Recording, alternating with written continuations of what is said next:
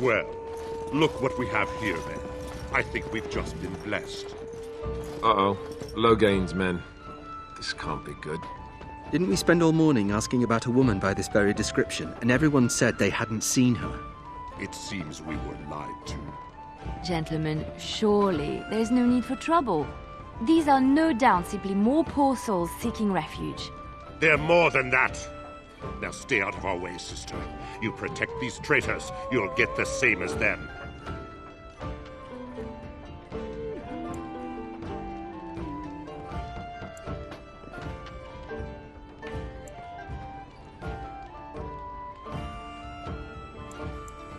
Tern Logain claims the Grey Wardens betrayed the king.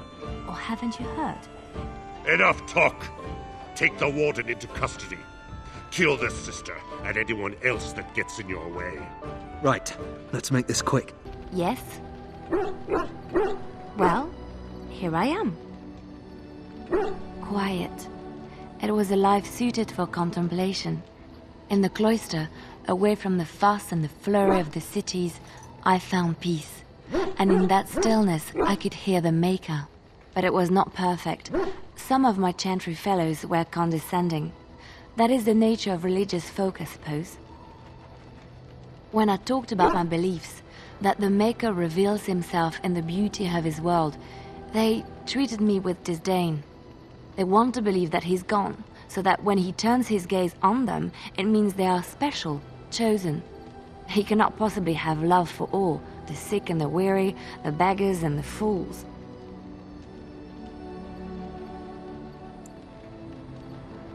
What can I say to them?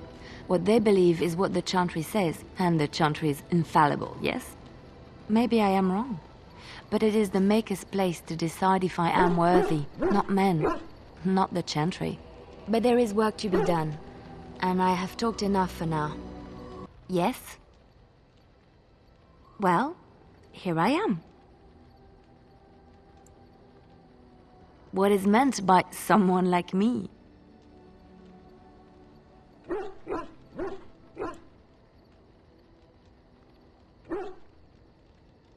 And there were no beautiful, charming women in the cloisters, you think? You would be wrong. There were many lovely young initiates in the Lothering cloister, all of them chaste and virtuous. It added to their mystique, because then they were forbidden, and forbidden fruit is the sweeter, no?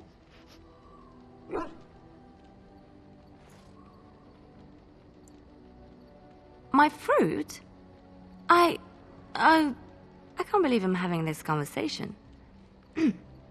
But no, I did not take vows. The chantry provides succor and safe harbor to all who seek it. I chose to stay and become affirmed.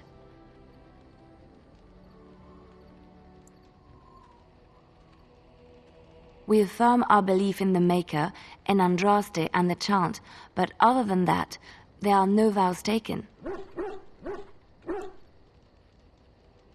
The chantry does not pride, and you should. I desired time apart from the world. I was a traveling minstrel in Orlais. Tales and songs were my life.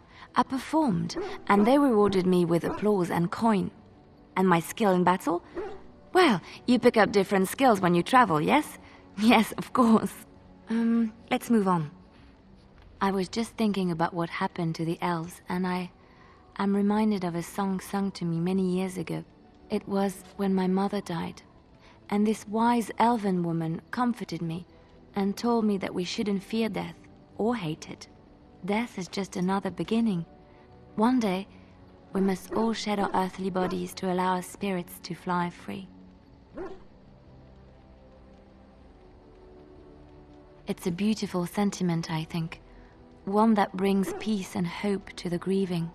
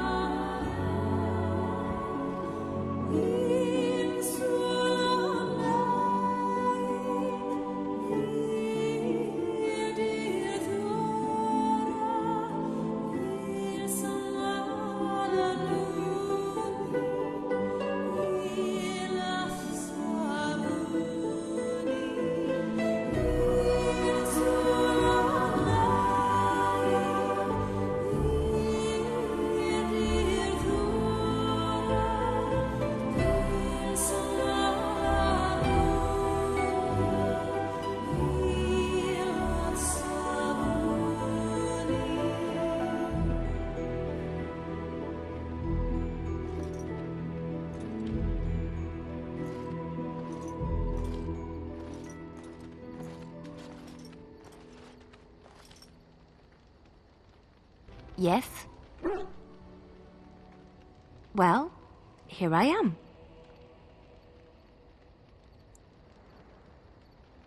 Of course I do.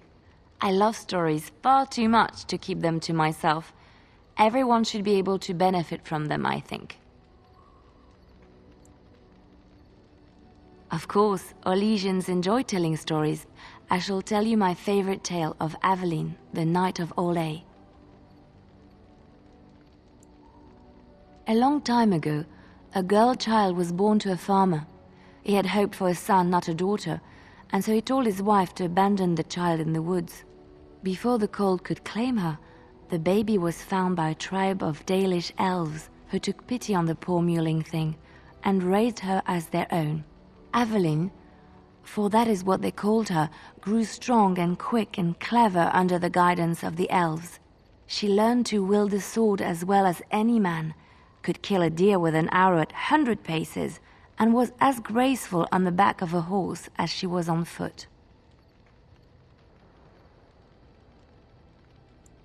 Many legends have familiar forms and themes. We enjoy them so because we know them. Aveline's Dalish guardians saw that she could easily best any Orlesian chevalier in battle, and wanted to show the cruel humans the child they had left to die. They bestowed upon her a fine horse and armor, and sent her to prove herself to her people in the grand tourney. Now in those days, no woman was allowed to take up arms, let alone compete in the grand tourney, but Aveline kept her helmet on and was not discovered. Aveline won many events and gained the approval of the adoring crowd. Eventually, she came face to face with the knight Keleva in the grand melee.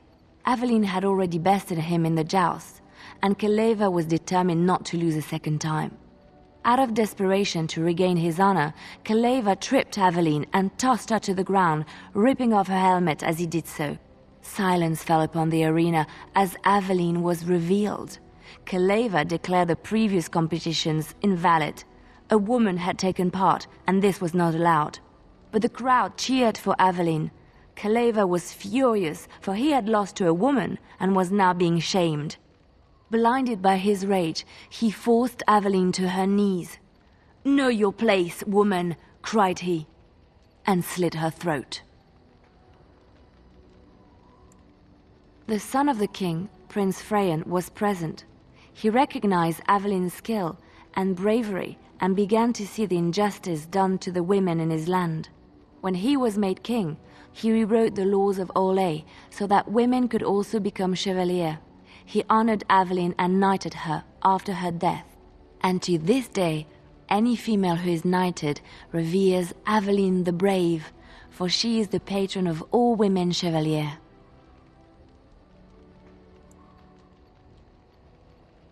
I know one, told to me by my mother a long time ago. It always chilled me to the bone. Maybe you have heard of Flemeth?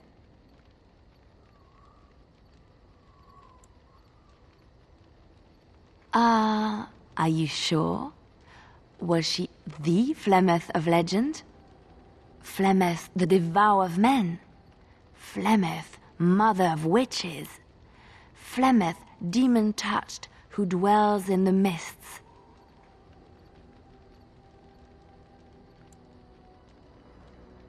Ferelden mothers scare their daughters with talk of Flemeth. They say that if you're bad, Flemeth will spirit you away and bind you to her forever. They also say that Flemeth mourns her lost beauty and will steal yours through your looking glass if she catches you. Flemeth's beauty was known throughout the land. She had hair like unto a moonless night, skin as pale as winter's first snow, and eyes as beautiful and perilous as the sea. When she came of age, she came to the attention of the Lord of Highever, Conobar, and he took her for his wife. Conobar soon learned that his young bride had the gift of magic. He kept this a secret, for he feared that she would be taken from him. Flemeth stayed with Conobar for some years, and with his blessing she practiced her art. And then one day, a young poet named Osen came to the castle. Flemeth was captivated by Osen's voice, and he by her beauty, and they fell in love. Flemeth longed to be with her true love, and she and Osen fled from Conobar's lands, seeking refuge in the Kokari wilds with the Chasing tribes. They lived there happily for many a year, till the day Flemeth received news that Conobar was dying and longed to see her face one last time. Flemeth's heart swelled with pity for the man who once was her husband, and begged Osen to return to Conobar's side with her. But when Flemeth and Osen entered Highever, they were captured by Conobar's men, and Osen was slain in front of Flemeth's eyes. Flemeth was imprisoned in the highest tower of the castle, there to await Conobar's judgment on her. Distraught at the loss of her love, Flemeth plotted revenge against her husband. She summoned a fey demon, intending for it to wreak vengeance on Conobar. But a spell went awry. The demon possessed Flemeth. Turning her into an abomination, the halls of the castle ran red with blood as Flemeth slaughtered Conobar and all his men. The last of Flemeth's humanity melted away, and at dawn, she stole back to the wilds to plot and scheme for 100 years. They say she took to her side many Chasing men, and with their help begat her daughter witches, who even now prowl the dark places of the Kokari wilds.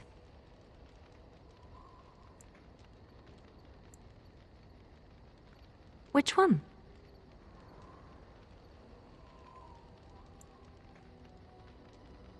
Andraste was the Maker's chosen. The Maker had long since abandoned the world when the sound of her singing turned his ear. Beauty, grace, and wisdom enraptured him, and he offered to take her from this flawed world to become his divine bride. But Andraste had an earthly husband and would not forsake him. Instead, she beseeched the Maker to return to his people once more. So earnest was her plea that the Maker was moved, and promised that he would create a paradise on earth if all abandoned their false gods and turned once more to him. And this is why Andraste began her exalted march on the idolaters of the Tevinter Imperium.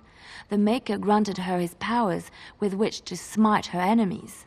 Andraste brought the Imperium to its knees, and her victories converted many to the worship of the Maker. Alas, it was the frailties of men that betrayed and killed Andraste. Her earthly husband, Maferath, a chieftain of the Alamari tribes himself, grew jealous as his wife's popularity and influence overshadowed his own. She was also revered as the Maker's betrothed, and Maferath began to see their own bond waning in significance as Andraste became ever more devoted to the Maker. Out of envy and spite, Maferath made a pact with the Archon Hysarian of Tevinter, allowing his beloved Andraste to be ambushed and captured. Andraste was burned at the stake in Minrathous, the capital of Tevinter.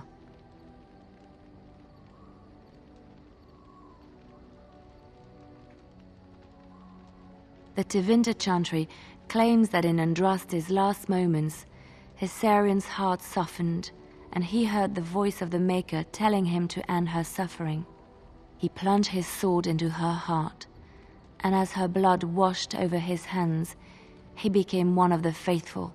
Dissenters said that the Archon only converted because he could not stem the tide of Andraste's cult, and was forced to do so to stay in power. We will never know for sure. I have heard a little about how the elves gained their freedom from the Tevinter Imperium. When Andraste began her exalted march against the Imperium, the elves joined her cause to fight their masters. The great elven leader, Shatan, born in captivity, rose up to lead his people. He foresaw a future where the elves were free. Shatan was killed when Andraste was betrayed, but the elves continued to fight, eventually breaking free of the Imperium.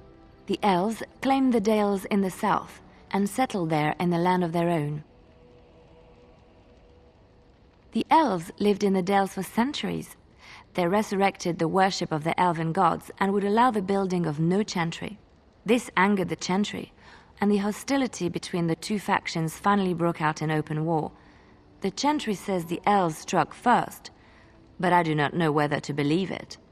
The Chantry declared a wholly exalted march against the elves, named for Andraste's similar march against Tevinter.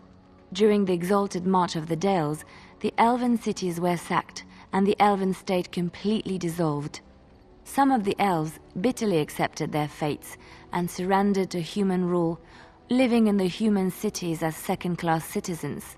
But others, still fiercely proud of their heritage, refused to bow to the humans, and instead became homeless wanderers. They were the elves of the Dales, the Dalish.